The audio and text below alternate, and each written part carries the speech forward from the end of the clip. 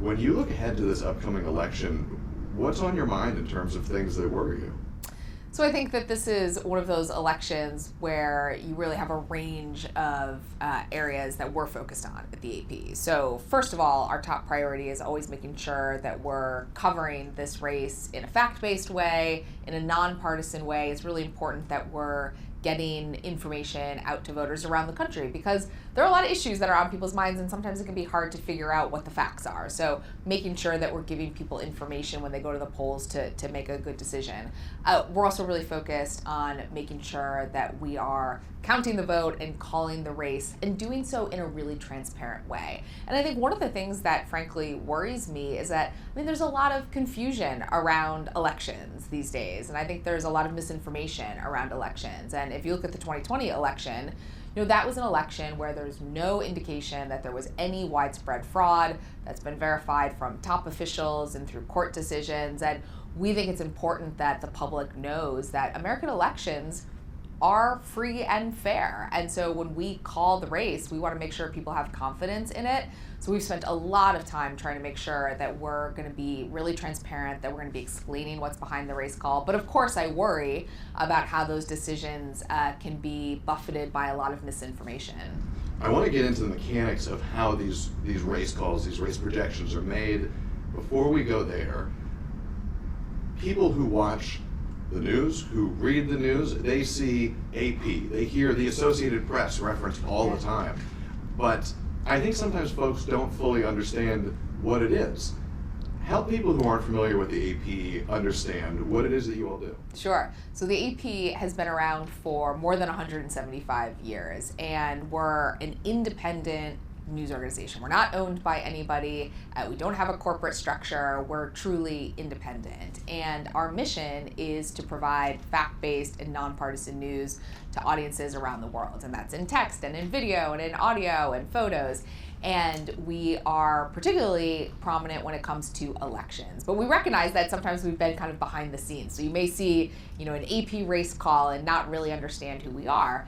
And part of the reason that we got into that race calling business, which is something we've been doing nearly since our founding, was because of the way that elections are administered in the United States. We don't have a federal elections branch. We don't have one central place that counts the vote and calls races. It's really elections that are administered at the state and local level. And so sort of into that void at our founding that the AP stepped in to say, hey, we'll take this on, and we've been doing it ever since. This is something that we're really committed to. This is something that we believe is a real public service.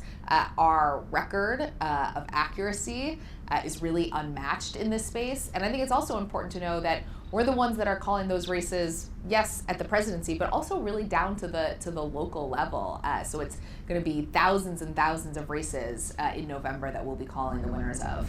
And people, if for nothing else, and folks should know the Associated Press for a whole lot of things, and I think many people do, but folks who maybe only tune in on election nights, maybe are only paying attention to the news on election night, they've absolutely heard countless people say, hang on, we've just got a new projection, the AP calls. I've said it. People have seen me do it. But I want to know how it works. So when the Associated Press projects a winner in a race, how do you get to that point where you feel confident saying, yes, this is the winner? Yeah, and I think one of the things that's important to note here is, we don't look at this as projecting, we are declaring winners. And so that means that, we're not going to make a race call until we are sure that that candidate is the winner. When we think about a projection, we think sometimes that's a call that could be changed. I'm projecting that this is going to happen, but that could change. We don't want to be in that business. When we call the race, we want people to have confidence in it. We want them to know this is the result. So this is an effort that goes on really all year round in an election year and outside of an election year. We have dedicated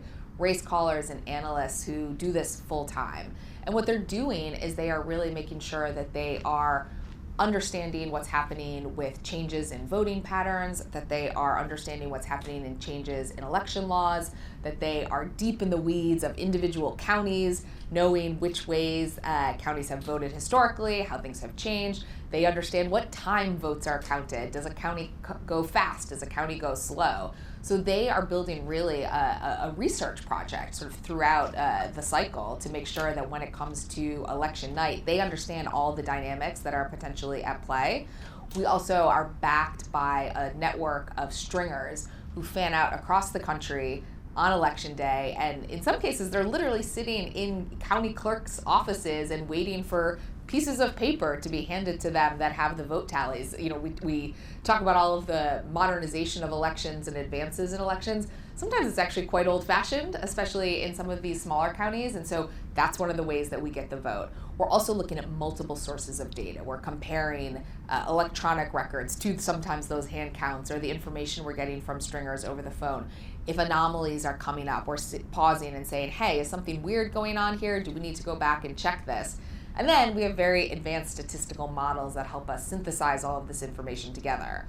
And our standard, when we're going to call a race, is very simple. We look at the worst case scenario. Is there any mathematical way that the trailing candidate can catch up?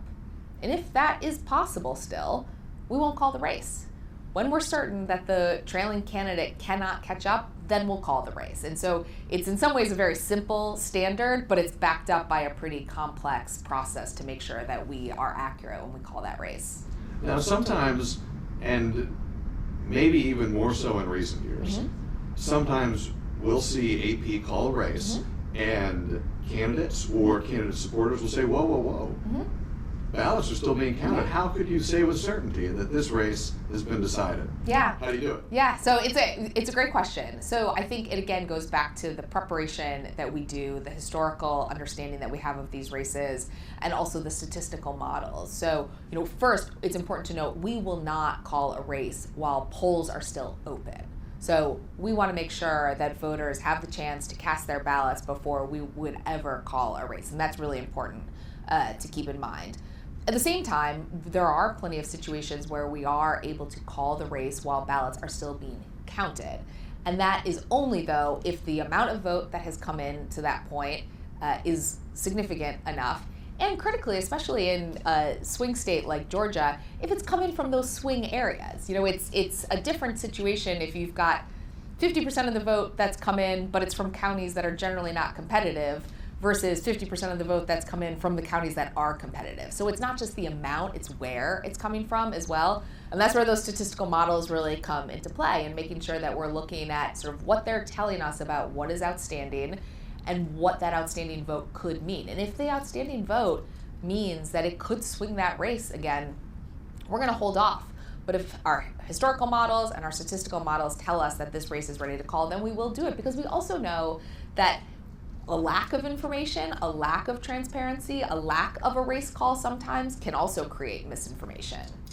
When you talk about these mathematical models that help the AP call these races, what do they look like? What actually are these things? I mean, in the simplest terms, these are ways for us to analyze the vote that has come in so far and the vote that is remaining. And to be able to say the vote that is remaining is either so large or is from locations that are swingy, and leads us to the decision to not call the race. But I really think it's important to note, what we're not doing is just waiting for a machine to feed us data and look at it and say, okay, we're ready to go. This is a human enterprise. You know, our race callers have been doing this for years. They are the best in the business. They are deeply experienced, and they're the ultimate deciders on this. So they're using tools at their disposal. Some of that is statistical modeling. Some of that is historical data. Some of that is information on the ground from our reporters, from our stringers in these vote counting systems. And it's really all of those factors together. And there are human beings, you know, at every step of that process, making sure that we're able to catch something that may be a little bit of an anomaly, that may look a little bit different than in past cycles. So, you know, the statistical model is one tool in our toolkit, but it's hardly the only thing that we're relying on. And that brings me to the last thing I want to ask you about this. Who actually makes the call? So ultimately, this rests with me. But I rely on our decision desk. I rely on our elections experts and our Washington Bureau chief. But I'll be right in the mix with that team on election night, making sure that we're able to call the race accurately and as quickly as we can.